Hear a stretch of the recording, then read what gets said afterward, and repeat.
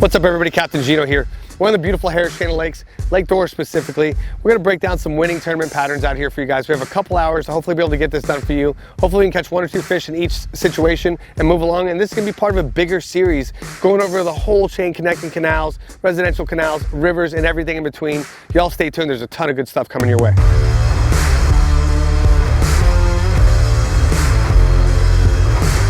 Alright guys, so any of y'all have been watching me for any length of time though, one of my favorite ways to catch them is shell bars, and that is absolutely a viable solution in Dora. In fact, one of the best ways you can catch them. However, shell bars are dinner plates. Those fish do not live there. They're not always there. So it's really a timing thing. This morning we kind of zigged when we should have zagged. We're trying to film intros. Then we see schools of fish. We're like running around all over the place. That shell bar bite's not necessarily happening. And I'm not saying your tournament should just run across the lake and leave, but there's other patterns to be had in the lake. And at that lull in the day when that sun starts to get high in the sky, docks are a great solution. There's some great deep docks on the north shore of Lake Dora. If you really dig into the chain, you'll see that's one of the more productive shorelines on the lake. One of the best references I can give you for dock fishing and how sneaky can be on this chain in recent time is Kyle Welcher. He came over here, never been in the Harris chain before, figured things out. I mean, you can research online and see the best docks on the north end. Went over there and slapped up a giant bag of fish to keep him. I think he was top 10, maybe top 20, somewhere up there, but really put on an absolute clinic, did a great job out here. So with that being said, we're gonna pull over to these docks, see if we can catch a couple for you real quick.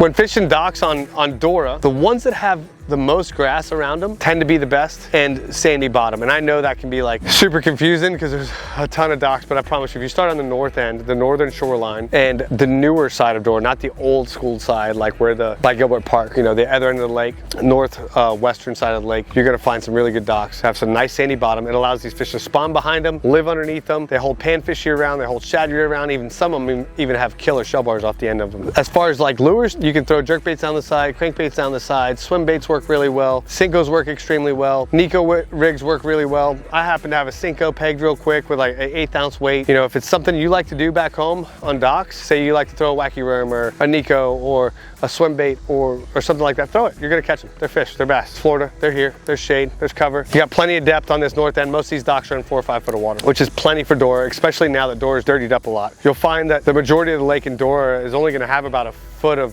visibility right now, and compared to past years where we've had several feet, 3 feet of visibility, 4 feet of visibility, in some areas 5 feet of visibility. Most of this lake right now is about 1.5 feet, 2 foot of visibility. Very little, so 6 foot or less, that eliminates everything, and that puts those docks right in that category. Now when I approach the dock, I'm looking for shade spots here. I'm looking for, you know, little pylons or little pieces of grass. Oh no, are we stuck on the first skip, guys? Oh, ain't that some shit. Cool, so what I like to do is just blow them out first with my trolling motor, and then that way the fish know I'm there and they don't bite anymore, and then that's how I like to break them down. Really good during the spawn, really good during their summertime. Just never count the docks out, man. Never count them out. Sometimes they'll be in cloudier situations, they'll be out around it on the outer edges and stuff. Sometimes they're gonna be deep back up underneath it, but all the time it's a good time to check them out.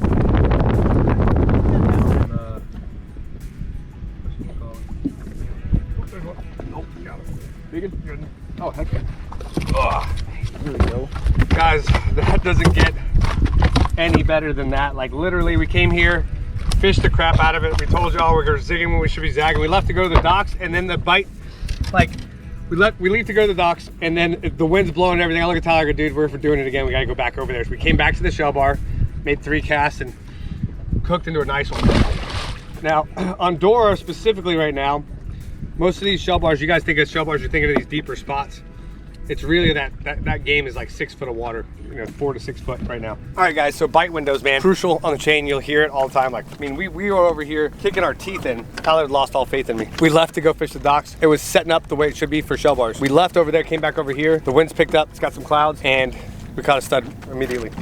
Second cast. We're gonna sit on this outside of the shell bar. You'll find little sweet spots. We'll sit there and pick those sweet spots apart. Once you find an area with fish in Florida, you need to stick to it. Don't think, oh, I got 30 more shell bars that look just like that, and try and run them, because the other 29 probably don't have any fish on them right now. It's super crazy. Once you find an area that has fish, that has the quality, stick to it, pick it apart. Don't get to run around or you'll miss the bite. We almost missed this bite completely. Something told us we just gotta go back. We've had days like this together. You've had it, I'm sure. You get out there and everything you do is wrong. You're behind all day, you're in front all day. And that's kind of how today started out. I'm like, nope. Let's just go back. We came back over here. Now we're gonna set up see if we can catch 1 or 2 more fish. When I'm approaching shell on Dora, chatterbait, scrounger, lipless crankbait, football jig, speed worm, Carolina rig, swim bait, pick your poison, man. You know, it's just look at the water clarity and do what you feel confident in, and you're gonna catch them, man. You know, it's you can look at everything I have on the deck and be like, oh, we need to have all those baits. Just do your thing. It's shell, it's bass. You got a 1.5 foot visibility, and do your thing and you will catch them. But you got to be patient and be ready for that bite. And generally, it's going to be during, you know, a major feed or shifting barometric pressure, or both, if both line up like that. And almost always in the morning. If you're fishing a big tournament, you might not get to your spot at the right time and miss that bite window. But don't abandon that spot because you think it's not going to happen again. It will turn on again at some point in time. Usually, you're going to get like 2 or 3 feeds in a day before your tournament, the end of your tournament. And if you're talking about all day, sun till sundown, there's like 3 or 4 that'll happen. They get. I wonder if that's. There we go. Finally. Just kidding, bro. That might be Dar when you're bringing it up. Yeah. Thum, thum, thum, like Or you could potentially be bumping fish too. Oh, that's Get him. Yes, that's a fish. Oh, he just ran with it. Holy shit, he's hauling ass. you did? I got one too. Nice one. Doubled up, big one. I got a giant, dude. Look at this. Look, giant. Hey, nice. Watch out. Oh, giant. That's what I'm saying. Can I get a net? I'm like, giant. You're like, oh, look at this one. Oh. Oh, fuck, barely. Oh, my fish is bleeding. All right, Now. Okay. All right, guys. So, you know, if you're out of state, RFWC, that's a DNR. That's a nice fish. I mean, look at the length on that thing. Here's 15 inches here. That's 15, so that's a 20-inch fish all day long. 20-inch fish all day long. Anyways, we have zigged when we should have zagged. We've been all over God's creation today because we want to put together as many patterns as possible in a couple hours time, and the weather just didn't work with us. Those of you that fish here, you know how hard it is. Like, you get on a school of fish, you catch one and run away to do something different. Terrible idea. Anyways, we have fished some of the best brush, both marked and unmarked, like from FWC, which is like the marked stuff would be FWC, like your DNR. They're fish attractor, or they're fish piles, right? Brush piles that they put in Lake Dora. And again, we fished some of the best all over, both unmarked that someone put out there, or, you know, whatever happened, and then the ones that were put out by our DNR or FWC, and just couldn't get it going. And we really wanted to throw, brush piles are a great way to catch them. We've had a ton of tournaments through here, a ton of pressure, and these fish have not had a moment's rest. So we came to an area that's not the best area ever and hooked up within like 10 minutes of being here. We tried to get on some docks because the shell wasn't going down. It was blowing like 100 miles an hour on those docks. It was just not the right time to fish them. So then we pulled off, went to the shell, caught fish there, ran. And we've been, for the last hour and a half or so, we've been running around this lake trying to get on brush piles. And then I would say flipping is another really great strategy for when fishing Dora. And then obviously grass, and grass, if it's on the edge of shell, even better. When you see eelgrass and pepper grass, those grasses tend to not die off unless they get some weird fungus or whatever. They're native grasses. They don't get touched, and they tend to be around year after year. And your eelgrass is usually on sandy bottom and close to shell. Obviously, oftentimes it's on an incline because of how much light penetration, and generally a lot of times on the edges you'll find shell. At any rate, for Fishnology members, the waypoints will be available on Fishnology. It's free for all the members. You can go on there and get the waypoints from the last videos that have been posted, and this video and future videos alike. For those of you that are not members, stay tuned, subscribe if you haven't, and like if you enjoy this.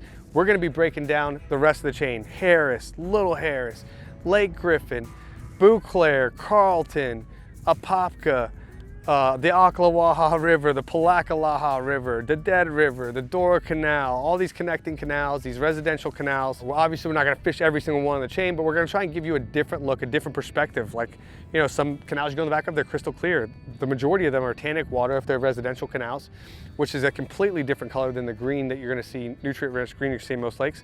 And then some lakes have that crazy curveball, like crystal clear water, like Beauclair, things like that. So we're gonna try and get you as many looks as possible, as many patterns as possible, but I can't be here all day long sitting on a lake for 8-10 hours trying to break down one lake for you guys and get you this stuff in a reasonable amount of time so you can actually benefit off of it.